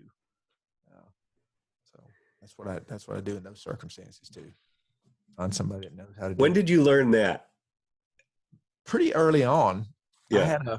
I had a project, and I learned it from somebody else's mistake, fortunately, which I do think is a much better way to learn than from your own. But I had a project at a school, and somebody came in and they said, we've got a guy that's going to come in and paint all these walls before you start. I said, well, great. That's going to save me a lot of work. And he did a pretty good job painting everything. He didn't prime anything. And it turned out after I had finished the project, and it was a big project, a lot of paintings there, a lot of murals. And then a few months later, they started having problems with some of the paint coming off. And when I went back and looked at it, it was because he had gone in and just not done the most basic of things. I think he put, an acrylic paint over the top of an oil base. Oh, no. Without priming it. And Yeah. it took some work to get it back to where they weren't having problems with it. And some of it meant you've got to move your things away from the wall. Because of course, the question is, what do we do to fix this? And the answer is, don't touch it. Because otherwise you're going to strip it all off. But those are the kind of things, and I guess even before that in life, just away from painting, there were times when I thought, don't try to do everything. Don't try to do the things that you don't know how to do. Let somebody else do that part of it. Is it laziness? Maybe. No, it's responsibility. I think that's wisdom. Yeah, that sounds so much better. Yeah. Yeah. Anytime somebody accuses me of being lazy, I just say, no, it's wisdom. I've got your back on that. Thank you. I appreciate it. So how do you figure out your pricing? And you can get as detailed as you want. Like you don't have to share numbers or anything, but how do you figure out your pricing? I base it on time. Everything is based on time. And some of that comes from a lot of experience, just having an idea how long it is going to take me to do something. I decide how much money I want to make, per hour, per week, whatever. And then I try to break down how long I think it's going to take me to complete a project. And that's how I price it. I don't think pricing things, and it may work for some people, but again, for me, I don't think pricing things by square footage is a good way for me. You don't know how, what have you got to put in that square footage? I mean, 2 walls that are exactly the same size, you may spend a month on one and 3 days on the other one. So pricing by the square footages would be, I would cut my throat if I did that. So it's time. Time is really what we all, no matter what you do for a living, that's what you're charging for, your time. And you decide how much your time is worth based on what you're able to do.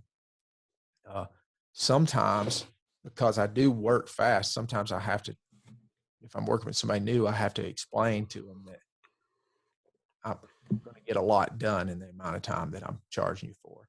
And I don't necessarily tell the client that I'm charging by the hour unless they ask me.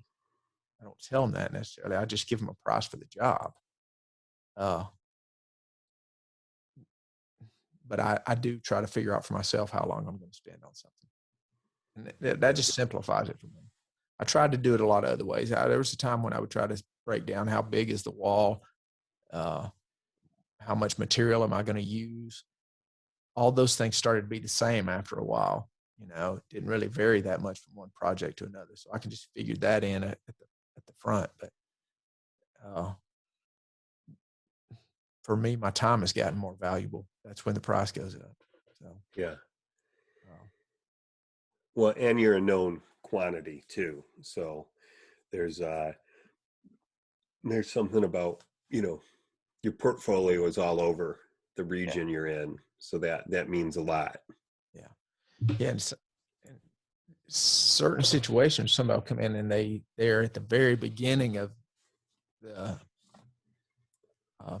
process of deciding what they want, or if they want anything, and they'll say, well, we really want to get an idea how much it's going to cost us. And they don't have any idea what they're doing, what they want to do.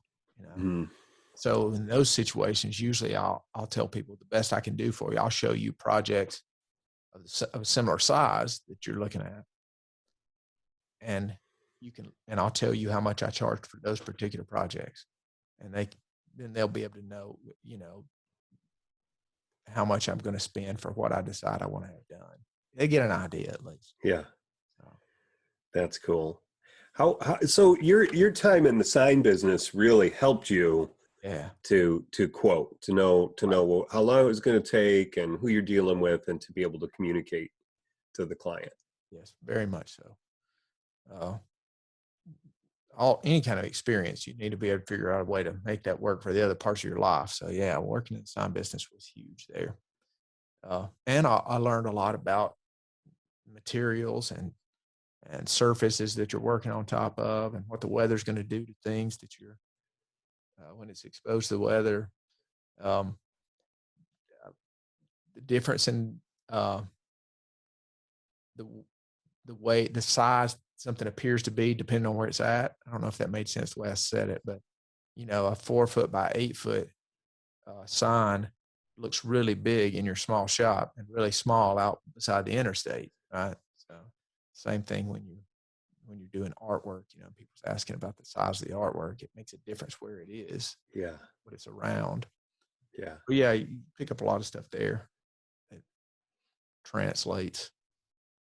I had a client last year. They wanted me to do mural, and it was going to be like a 4 foot tall mural by about 20 feet. And she wanted it to be the Bill of Rights, I'm pretty sure. So, it was all tied into the election and all this and that. And I said, okay. I said, so it's a lot of lettering. It's very wide. It's a lot of detail. And she said, well, I've got $400. And she said, I know that's not a lot. And I said, you know what? You're right. That is not a lot.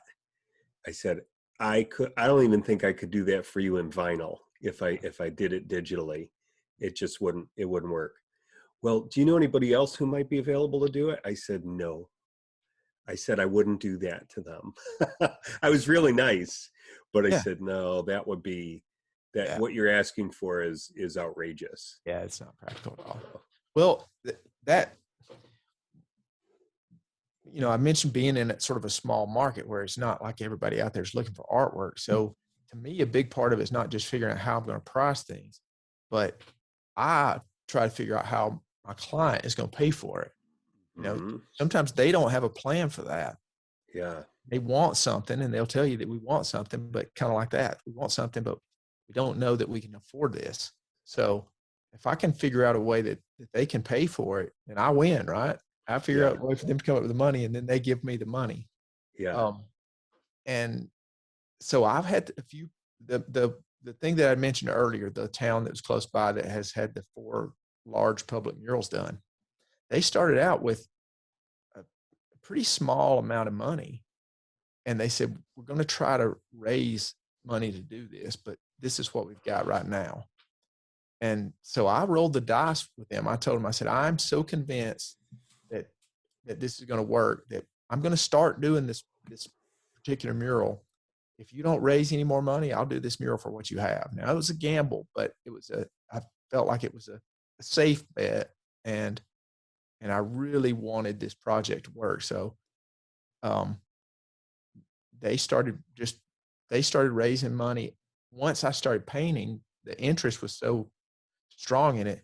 They paid for the first 2 murals out of the money they raised on that one before I was done with the first mural. So schools, they do have money that sometimes they just have to figure out a way to find it to pay for it. But also, I'd rather go into a school and help them figure out how to raise the money and have somebody else pay for it than the school pay for it, because then they're going to turn around and do more. I mean, if it gets paid for without them having to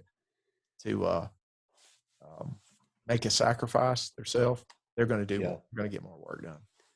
Yeah. And there are companies and individuals out there that are just waiting to give their money to a project like that. So I see a lot on maybe some of the groups that you and I are both connected with online, where people are calling in saying, how do you get these projects, or how do you find people that can pay for these projects? You have to know that some of that might be your responsibility. You may be in a market where people just have money and they're looking for work, but for myself, and I know for a lot of other people, it's not a lack of interest in having things done, but being able to finance it is huge. So if you can help with that, you're helping yourself. So. Yeah. Well, and I think that's brilliant, because that is an entrepreneurial approach to solving a problem, Yeah. right? Yeah. because they want a picture on their wall. You want to get paid to do it, and a livable wage and more, right? Because Right. it's Exactly. like it's something special and unique. Exactly. And I had a client, and I'm not sure if I'll leave this in or not, but I had a client who they wanted to do this mural. I had done a mural in one of their libraries, and they wanted another one. And we talked about it, and I just told them it's going to be like $20,000 what you're looking for, and they didn't have the money. And we talked about raising money for it, and I said, look, I'll help you any way I can. Like if we even want to like sell experiences where people can come in and paint a part of the mural with me, if you want to do that with whatever, however you want to do it. And and then he was kind of dragging his feet on it. A month went by, 2 months, and I'm touching base here and there. And they had an election with a referendum coming up to increase the taxes for the library, or for the benefit of the library. And he was worried if we went out and we were trying to raise money for this, they wouldn't get the votes they were after, which I completely understand. But then they didn't get the votes, and then I told him, look, I'll go out and get the money for this. Are you good with that? And I couldn't get him to sign off on it. So I was like, all right, I guess we can't do it. I've run into a little bit of that. Sometimes people are afraid to ask somebody to contribute to something. I was like, I don't know why you are afraid to do that, because they're literally, especially with businesses, they're sitting there and they have money that's what it's for. They're going to give it to the first person that asks for it. Right. And they would love to give it to somebody. They would love to give it to a project that they feel good about, that they're interested in. So you go out and you talk to them and you get them interested.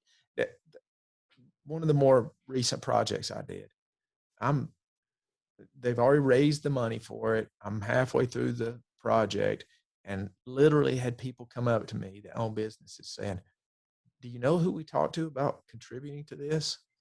I'm thinking to myself, it's already paid for, but please contribute, because you'll be paying for the next one, Yeah. But I've done a lot of things, like sometimes you do a mural and you have a little thing over on the side where you list the names of people that contributed, But what I like to do, and I've done in a lot of the school projects, is you incorporate that person's business name or their business into the mural. Yeah.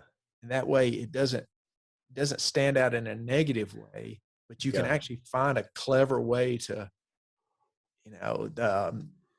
there was one project where it was like, one area of the school is the book club. So everything there is book illustrations and big, book spines on the wall. So you take one of the books and you put the name of this, maybe a bookstore or whatever, whoever had to be contributing, you put it on that book, or you put it in the illustrations of the book. Another area is like Cityscapes. So on top of these buildings, you have these little billboards, or on top of a cab, you have a little advertisement. And here's this automotive dealership is in there. It's, you have a tropical beach, and here's this plane flying across in the background with a banner trailing behind it with the name of a company on there. So you have a lot It's of unobtrusive. yeah, and it actually ends up actually ends up being a fun part of the mural. A little, it's not a negative or even a wash, but it's actually a positive there. One of my favorite ones. There was an area where it was supposed to be like the art gallery of the school. It was in the sort of a creative part of the school there. So it was done like an art gallery. So I did like a Mona Lisa, but she was holding a cell phone out in front of her like she's taking a selfie. And then you got Van Gogh, and he's got his pop with bubbles coming out. I could do all these classic paintings, but then I could kind of do a twist on them and make fun there. And there was a local business that was like Frank's Entertainment, which sounded like something bad, but it's actually like a bowling alley and movie theater and that kind of thing. And I thought, I've got to put the name of this place on here, but I need to explain what it is as well. It just was necessary for the name of the business. So I did like this Roy Lichtenstein kind of painting, you know, with the comic book Yeah. kind of thing. And it actually had a caption in there, you know, there's like this man and woman in a car driving along, and it says something in there about, you know, like it's like a thought bubble, but it says, I think we'll go to Frank's Entertainment, you know, and catch a movie and you know, a couple of frames of bowling, you know, that I was able to just go in there and explain exactly what this business was. And it just looked like it belonged in this Roy Lichtenstein painting, you know. So I love that kind of thing, have fun with that kind of thing. And if you can figure that out, then the client wins, because the client gets what they want and somebody else pays for it. And of course, if they win, you win. So yeah, I mean, both the things you're talking about, the funding of it, and then the clever incorporation of the person who's donated, those are both creative problem solving exercises. And I think that's an advantage artists have. We have that advantage because we see things from a few different lenses, right? And we should have fun with that, and people like that. They do. They love that kind of thing. You go in and sometimes there's a problem that they don't even know that they have until you get started. And if you can point that problem out, you may make things worse. But if you can point it out and solve it, then you've improved your situation greatly. You've probably made yourself a relationship that's going to last for a while there. Yeah. I did a project in South Carolina. Are you familiar with the art fields that they do? Mm-mm. Check that out. Sometimes it's really great. It's in a little town called Lake City, South Carolina. It's called Art Fields, and you'll love that.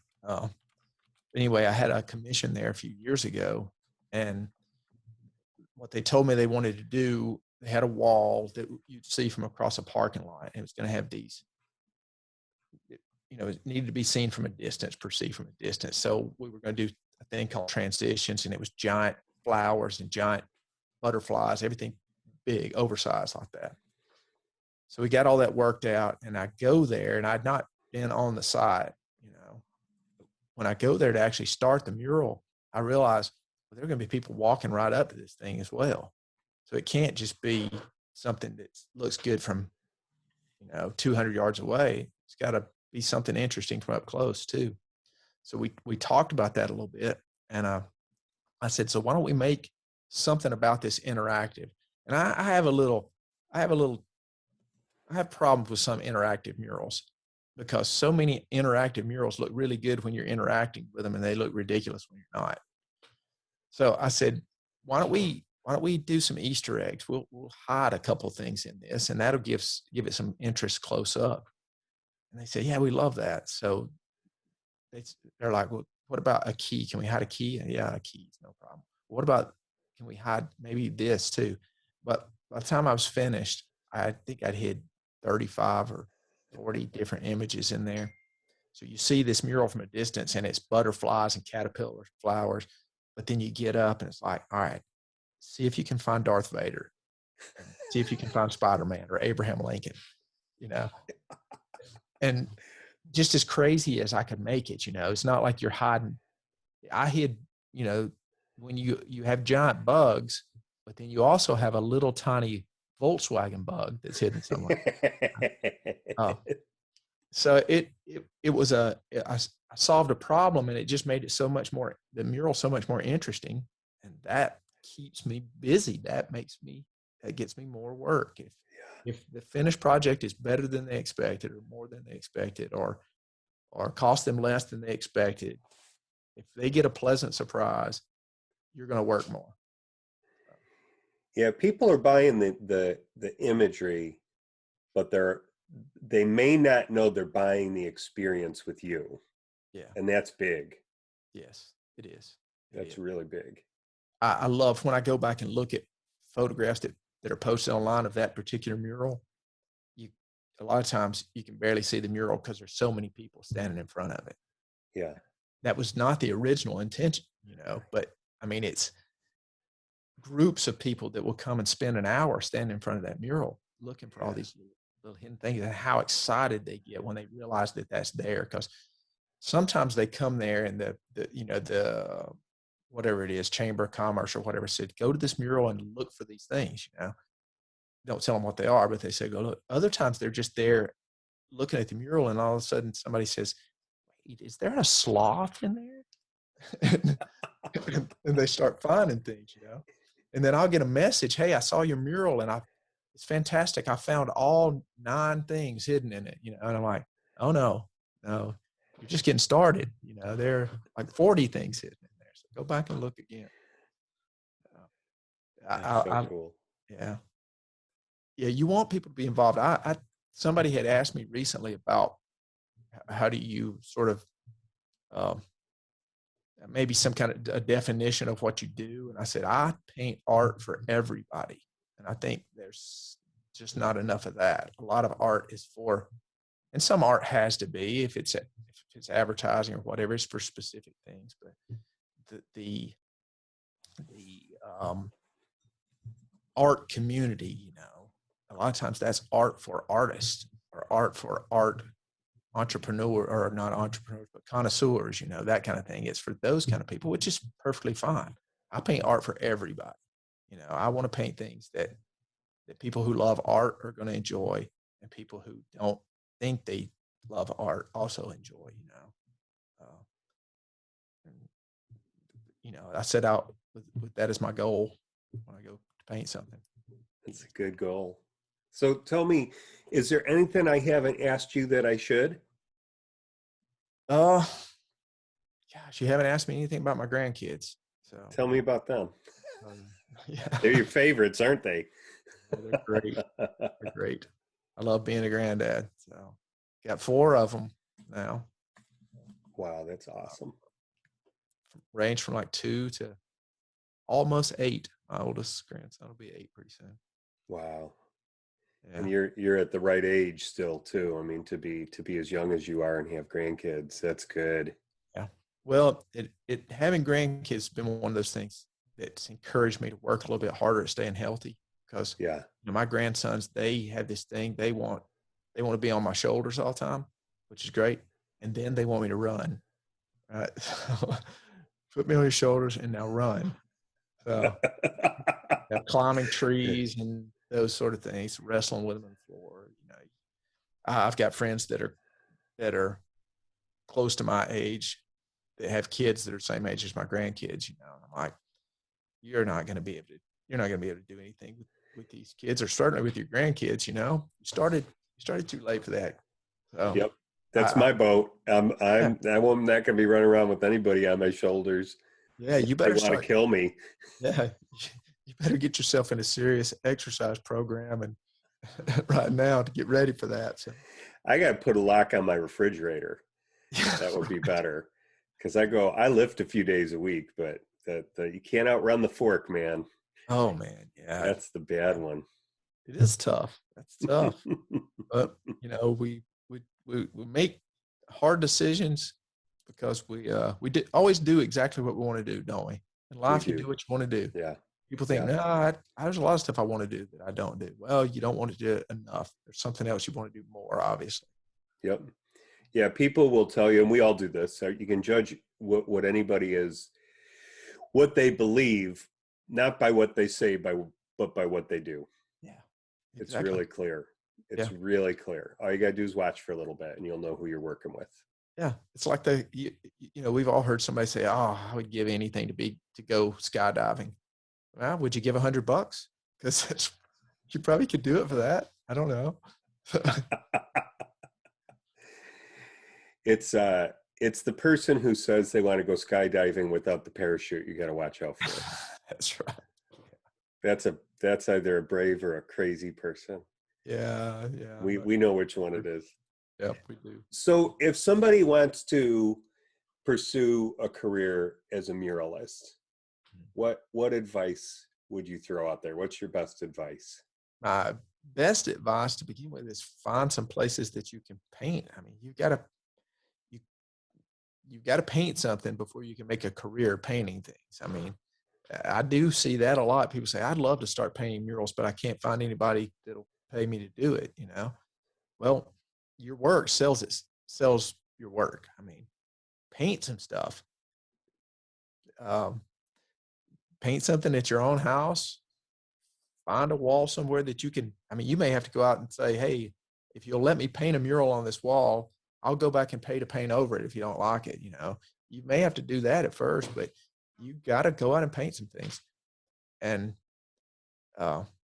once you get to where you actually can accomplish it, I mean, where you're technically capable of doing it, then it's up to you to go out and find people who will pay you to do it. You know, it's up to you to find the work. Eventually, the work will start to find you, but it doesn't start out that way.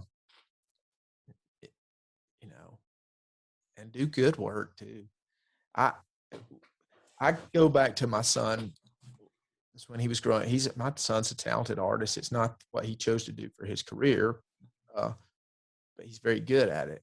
And when he was young, I would tell him, you know, do good work. Do whatever you do it really well. And of course, that translates into what he does now. But anybody can tell somebody that they can do something. Show them you can do it. Show them that you can paint what they want. How many times have you ever met somebody that told you they're a great artist, and then you had to come up with when you saw their work, you had to come up with something kind to say, right? It can be a challenge, right? Yeah. It's like, well, and it comes back to, do they see reality clearly? You know, and what's their standard? And, you know, it's like I said earlier, it's hard when we all have moms who love our work, right? Yeah. It's those first rounds of the American Idol, you know. Yeah. They have that person go on there that's incredibly confident but not very competent, and they're just wailing to the top of their lungs, and you see everybody around them cringing, but they really don't know that they're not good because somebody has told them that they were. Right. You know, in every part of your life, if you want to be better, find some people who you know will be honest with you, not necessarily painfully honest, right? Kind, but honest with you about things. Tell you if you need to make some improvement. I can't remember one of your things that you recorded. You talked about, or maybe it's something that you said you got coming up. I get things mixed up. I'm an old man, so. But you talked about criticism, right? And how important it is. Is that something you've done already, or is that something still? Yeah. That was in an episode. I got to go back and check that out, man. Yeah, I mean, my deal with criticism is it's got a bad rap, right? Yeah. Because we're kind of in this era of people being incredibly sensitive. Oh, man. And I think people have always been incredibly sensitive, but I think now it's in vogue. It's like, We promote sensitivity, oversensitivity instead of and I people. Believe me, I feel for people. Like, I don't want anybody to be hurt. I don't want to hit the soft underbelly of somebody. Right. And then I know that if you can't get past that sensitivity, you're stuck. You're trapped, right? You're in a cage. In a lot of cases of your own making, right? Yeah. And my heart, and it could have been constructed by somebody else, but you always, I think you always have the key to get out, you know. And I, you know, every time I've said during this episode, we've all got a mom who loves our work. Well, that's a generalization, but it's not always true. I mean, some of us have had moms and dads who are monstrous in their behavior toward us or their attitude, right? And we don't actually all have that. So, you know, my heart goes out to people who have dealt with that, because a lot of times that is the kind of thing that can set you back and make you averse to criticism, to hearing it, because the criticism isn't taken through the filter of, this is about my work. It's taken through the filter of, this is about me. Yeah. That you're saying my identity is no good because I didn't get this I right. Right. Yeah, right? that's exactly So, right. Well, so I it should be, the goal should be to build someone up, to right, improve. Criticism should never be to tear somebody down. It should right, always be to move them a little bit further along. The problem with criticism is maybe there's two sides of it. One is the person who's doing the criticizing, and the other one is the person who's being critiqued. Um, as the person who's critiquing, your goal should be to move that person a little further along toward their goal, right? right, Maybe not tell them that you can't do this, but tell them you're just not there yet, or spend a little time on the things that they did well, but make sure uh, that you don't fail to tell them the things that they need to improve on. And as far as receiving criticism, we're certainly, like I said, we're not real good at that. We don't start out good at that, and we're not trained to be good at that. A very wise man said that uh, a word of correction is more effective on a wise man than 100 blows on a fool. Right? yeah, And I yeah, always remember that. And I'm thinking, I don't want to be a fool. Right? right, And how you take correction sometimes indicates that very thing. So, yeah, uh, but a lot of criticism, not just art criticism. We're not just talking about art, any kind of criticism. It's just designed to tear people down, and it shouldn't be that. Uh, and when we're tearing people down, we're always doing that for the same reason. We're doing it to build ourselves up. yeah, absolutely. Doing Selfish. it to feel better about ourselves, or to make our stature a little higher. Yeah, that's great advice. I mean, I think in it's great perspective on the advice of seeking criticism, and I think that's why we need to have a few people in our lives who understand where we're headed and can give us insightful criticism. Yeah, yeah. And Yeah, as a critic, sometimes it's a good idea to ask up front, do you really want me to tell you where you can improve here? yeah, Right? Or would you like for me to just tell you you're great? yeah. So, if we know that up front, maybe make things a little bit simpler. Well, and that's a gift to ask somebody in that way, because then they got to consider, well, wait, do I want to get sugar poured on me, or do I want to hear the truth? Yeah, there's a statement in that Yeah, question, which is, I'm if you want this, I'm about to tell you something that's going to sting a little bit. yeah, So yeah, to change it, once somebody asks you that question, you have to think about it, and maybe it changes your perception of the criticism. yeah. Because I've grown to love criticism. Maybe I should rephrase that. I've grown to really appreciate criticism from clients, from uh, like if I receive critique from you, I'd be thrilled to hear it, because I want to hear how you see my work, Yeah, and how you see uh, if you see any problems that I can't see, because I want to see that stuff. And we've become fast friends here in like a couple of days, even though we've been yeah, talking for a while. that's But right. you know, um, I respect your work, and I love your work even more now because I know the person, Yeah. and I believe from our conversation that you'd be for me, and that's what you're after. You're after people who are for you. Yes, that's exactly right. Yeah, Yeah, that's a great way to put it. You people that are for you. yeah, That, uh, I mean,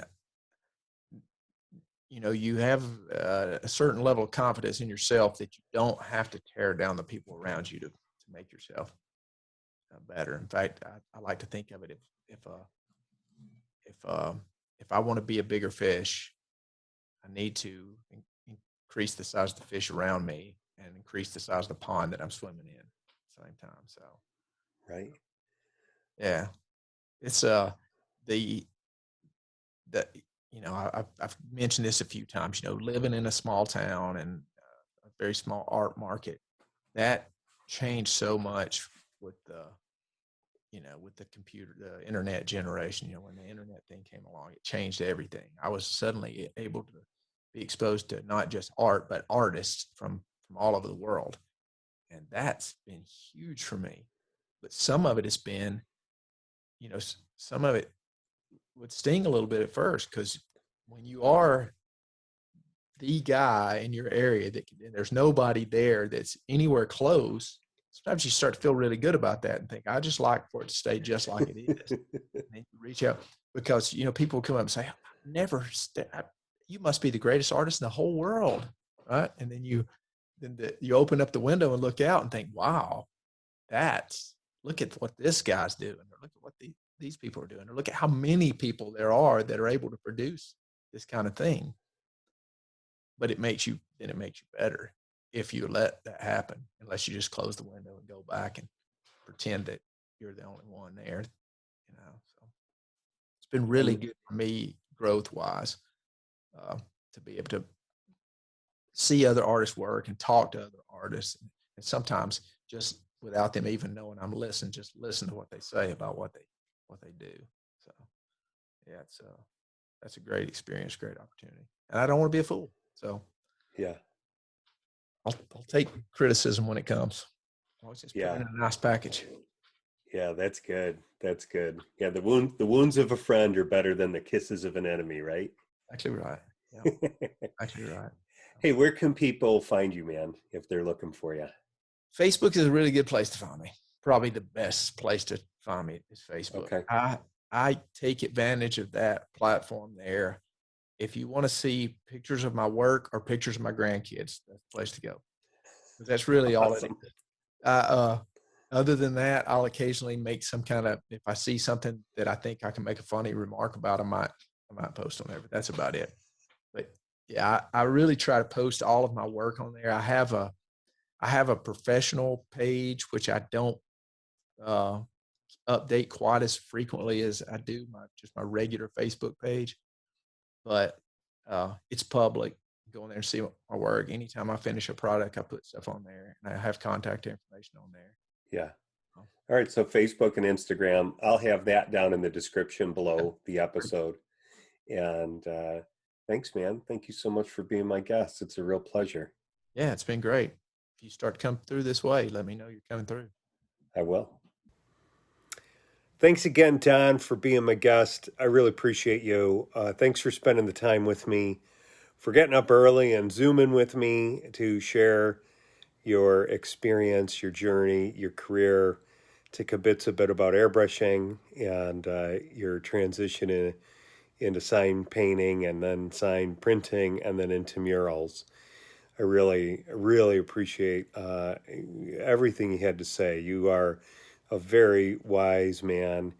And, my takeaways are really you're a guy who has grown through self observation. You've really taken it seriously how correct your art is, whenever you're working on a piece. That's kind of an awkward way to say it, but you have been chipping away at your craft for a long time to make sure that you are hitting all the right notes in a piece. And there's a lot of humility in that. And so I think humility is just a huge one to take away from this interview with Don. And then a guy who's just so incredibly skilled and a master at his craft, and hearing how he approaches his work, how he has learned to work with clients, and how he has learned to work on his murals while engaging with the public. And then, just the wisdom of helping to fundraise for the projects that you want to be working on. All of that is just simply a masterstroke of how to run your business. So I left it a long interview because there's so much good stuff in there. So I hope you really enjoyed it. And of course, you can follow Donald Walker on Facebook, and there's a link down in the episode description. I have been offering recently business coaching for artists. If you are trying to figure out how to make a living doing what it is you love to do, and either you don't know where to start or you've been working at it for a while and you would like some help, you'd like an ear of experience that has been there before, I would love to be your coach. And there's a link down in the description as well if you would like to have a conversation about that. So, 30 years under my belt, lots of mistakes made, and figured out how to make a living with a variety of different clients in a variety of different lanes, from airbrushing t-shirts to toy and product design to painting murals to package development, package design, and illustration across a variety of platforms and markets. So feel free to reach out to me. I'm just waiting to hear from you. And that's it for this week. So I hope that you're going to take that next step in your business to either solidify your business or to make it a reality, whatever that next step is. Maybe it's learning something, maybe it's calling a new client, maybe it is sitting down with an accountant. But whatever it is, go get busy about the business of getting closer to making that next step a reality, okay? All right, on behalf of the Breakthrough Creative, I'm John McDavitt, and I hope you have a spectacular week. See you next time. Cheers.